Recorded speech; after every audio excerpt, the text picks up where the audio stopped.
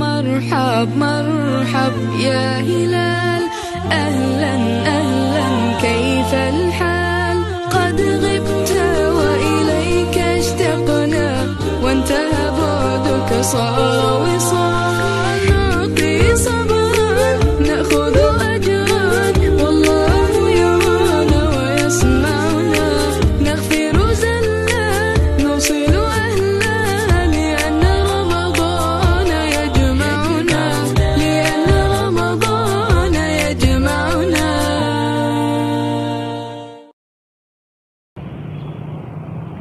Assalamualaikum warahmatullahi wabarakatuh. Innal hamdalillah nahmaduhu wa nasta'inu wa nastaghfiruh wa na'udzu billahi min syururi anfusina wa min sayyiati a'malina.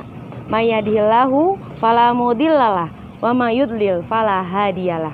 Asyhadu an la ilaha illallah wa asyhadu anna Muhammadan abduhu wa rasuluh la nabiyya ba'da. Apa kabar anak-anakku yang soleh dan soleha? Ya, semoga kalian selalu dalam keadaan sehat walafiat. Amin amin ya robbal alamin. Puji syukur kehadirat Allah Subhanahu wa Ta'ala yang telah melimpahkan berbagai macam karunia-Nya sehingga kita masih bisa melaksanakan puasa Ramadan di tanggal 22 Ramadan ini. Salawat teriring salam, marilah kita panjatkan kepada junjungan kita Nabi besar Muhammad Sallallahu Alaihi Wasallam beserta para sahabatnya, para keluarganya, sehingga kita sebagai umatnya semoga kita semua dapat syafaatnya di yaumil kiamah nanti. Amin amin ya robbal alamin. Nah, baiklah anak-anakku yang hebat, pada kesempatan kali ini Bu Anis akan mengajak kalian menyaksikan video tentang kisah Alqamah. Ya, pada zaman kenabian Nabi Muhammad SAW ada seorang laki-laki yang bernama Alqamah. Dia ini sangat taat kepada Allah Subhanahu Wa Taala. Dia rajin sholat, baik sholat fardu maupun sholat sunnahnya. Dia rajin berpuasa dan dia rajin sedekah. Pada suatu waktu Alqamah ini mengalami sakit yang sangat parah. Nah, ia mengalami sakaratul maut, yang dimana pada saat sakaratul maut Alqamah tidak bisa melafadzkan kata la ilaha illallah Muhammadur Rasulullah. Mengapa demikian? Ada yang tahu? Ya, mari sama-sama kita simak video berikut ini. Alqamah adalah seorang sahabat Nabi Muhammad SAW yang sangat taat. Ia tak pernah lalaikan sholat fardu ataupun sunnah. Amalan puasa dan sedekah pun tak pernah terlewatkan. Namun saat nazak di penghujung hayat, ia susah mengucapkan syahadat. Dikisahkan saat Alqamah sakit keras, istrinya mengirim utusan kepada Rasulullah SAW. Tujuannya memberi kabar bahwa suaminya sakit kritis dan sepertinya sedang menghadapi sakaratul maut. Begitu menerima kabar, Rasulullah SAW langsung mengutus Ammar, Bilal, dan Shuaib untuk menjenguk Alqamah dan mengajarinya mengucapkan kalimat tauhid, La ilaha illallah, tiada Tuhan selain Allah. Namun lisannya sahabat Alqamah keluh, tak kuasa mengucapkan kalimat tauhid. Sepertinya ada sesuatu yang aneh dan janggal. Akhirnya mereka kembali memberitahukan hal itu kepada Rasulullah SAW. Beliau bertanya, apakah di antara kedua orang tuanya masih ada yang hidup? Disampaikan kepadanya, ada wahai Rasul, ibunya, ia sudah sangat sepuh. Rasulullah SAW pun meminta, temuilah ibunya, sampaikan, jika engkau masih kuat, datanglah kepada Rasulullah. Jika tidak, diamlah di rumah dan Rasulullah yang akan menemuimu. Singkat cerita, utusan Rasulullah SAW pun bergegas menemuinya. Setiba di hadapan ibunda Alqamah, sang utusan menyampaikan pesan tadi. Biarlah aku sendiri yang menemui Nabi. Aku lebih berhak menemuinya, jawab ibunda Alqamah. Dengan bantuan tongkatnya, ibunda Alqamah pun berangkat menemui Nabi Muhammad SAW. Setibanya, ia mengucapkan salam dan dijawab oleh Nabi SAW. Kemudian baginda Nabi bertanya, wahai ibunda Alqamah, jujurlah kepadaku. Jika berbohong, wahyu Allah akan turun kepadaku. Bagaimana keadaan anakmu? Ia menjawab, wahai Rasul, anakku itu rajin sholat, rajin puasa, dan banyak sedekah.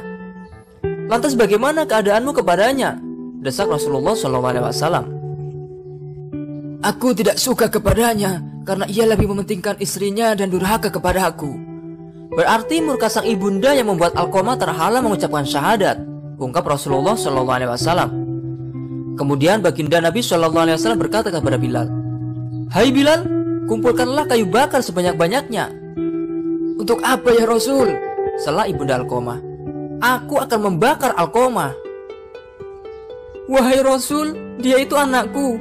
Hatiku tetap tak tega melihatmu membakar tubuhnya. Apalagi dilakukan di depan mataku sendiri," rajuk ibunda Alqamah. "Wahai ibunda Alqamah, azab Allah itu lebih berat dan lebih kekal. Jika kau ingin Allah mengampuninya, maka ridhoilah dia. Demi zat yang menggenggam jiwaku, sholat, puasa, dan sedekah Alqamah tidak ada manfaatnya selama engkau masih murka kepadanya," kata Rasulullah SAW panjang lebar.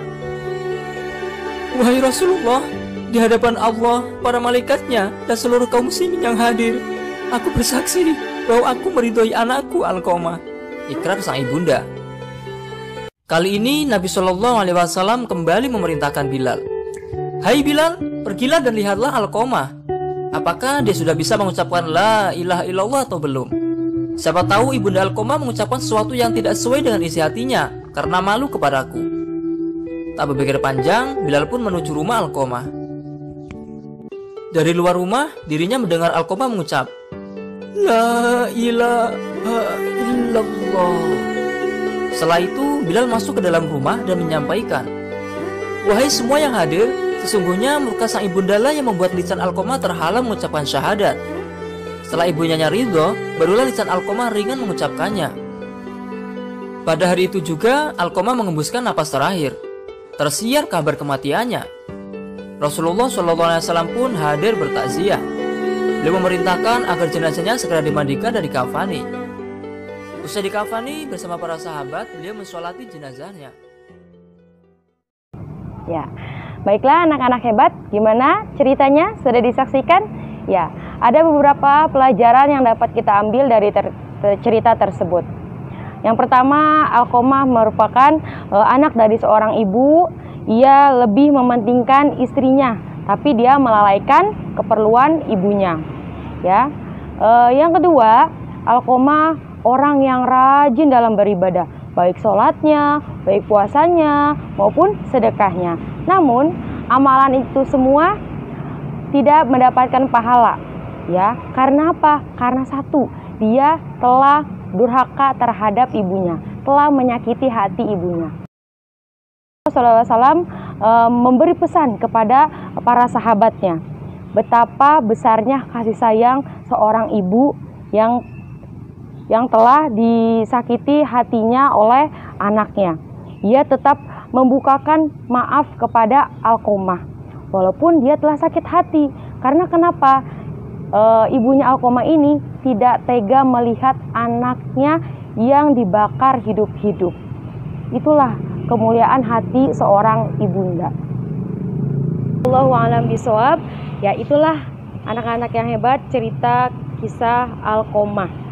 Ya, semoga dengan kisah ini kita semua dapat berbakti kepada orang tua, ya, birrul walidain. Ingat ya, anak-anak yang soleh dan solehah. Ada suatu hadis yang mengatakan, ridallahi fi ridol walidain, wa sakhatullahi fi sakhati walidain. Yang artinya ridho Allah ada pada ridho orang tua, dan kemurkaan Allah ada pada kemurkaan orang tua. Hadis riwayat Tirmizi. Nah, itulah anak-anak hebat. Ingat ya, orang tua kalian tidak hanya orang tua yang melahirkan dan membesarkan kalian pada saat ini.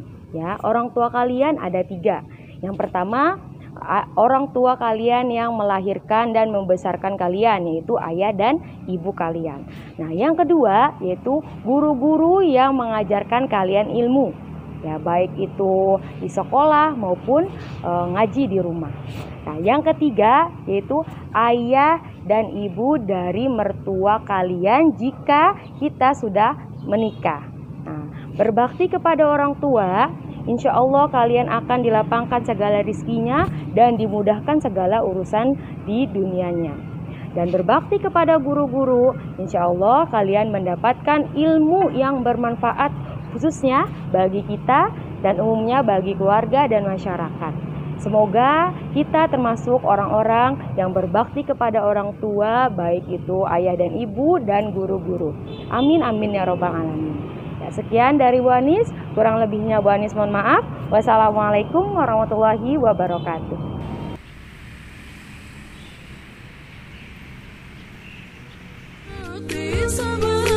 نأخذ